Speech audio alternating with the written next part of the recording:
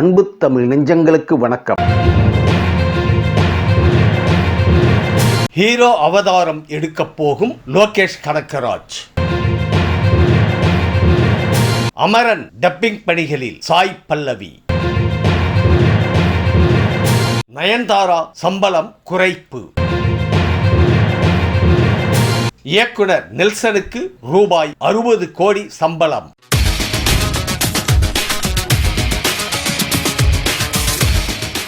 இயக்குனர் நெல்சனுக்கு ரூபாய் 60 கோடி சம்பளம். ஜெயிலர் 2 படத்திற்காக இயக்குனர் நெல்சனுக்கு ரூபாய் 60 கோடி சம்பளம் பேசப்பட்டுள்ளதாக தகவல் வெளியாகி உள்ளது.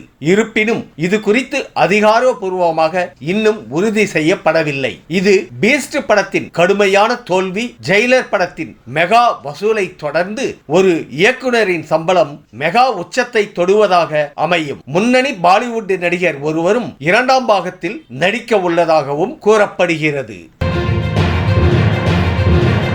மாஸ் ஹீரோ அவதாரம் எடுக்கும் இயக்குனர் லோகேஷ் கனகராஜ். மாநகரம் படத்தின் மூலம் கவனம் ஈர்த்த இயக்குனர் லோகேஷ் கனகராஜ் நடிகர் விஜய், கமல் என பெரிய ஹீரோக்களை வைத்து ஹிட் திரைப்படங்களை கொடுத்து நட்சத்திர இயக்குனராக மாறினார். ரஜினியை வைத்து கூலி திரைப்படத்தை தற்போது அவர் இயக்கி வருகிறார். இந்த நிலையில் சூரரை போற்று புகழ் சுதா கொங்கராவின் அடுத்த திரைப்படத்தில் லோகேஷ் கனகராஜ் ஹீரோவாக நடிக்க உள்ளாராம்.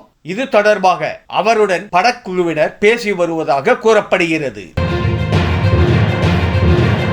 அமரன் திரைப்படத்தின் டப்பிங் பணிகளில் சாய் பல்லவி. அமரன் திரைப்படத்தின் டப்பிங் பணிகளில் ஈடுபட்டதை நடிகை சாய் பல்லவி தனது இன்ஸ்டாகிராம் ஸ்டோரியாக பகிர்ந்துள்ளார். இதில் அவர் சிவகார்த்திகேயனுக்கு ஜோடியாக நடித்துள்ளார். ராணுவ மேஜர் முகுந்த் வரதராஜனின் வாழ்வில் நடந்த சம்பவங்களை மையமாக கொண்டு எடுக்கப்பட்ட இந்த திரைப்படம் அக்டோபர் மாதம் 31ஆம் தேதி வெளியாக உள்ளது. ரங்கூன் படத்தை இயக்கிய ராஜ்குமார் பெரியசாமி இந்த திரைப்படத்தை இயக்க கமலஹாசனின் ராஜ்கமல் பிலிம்ஸ் தயாரித்துள்ளது.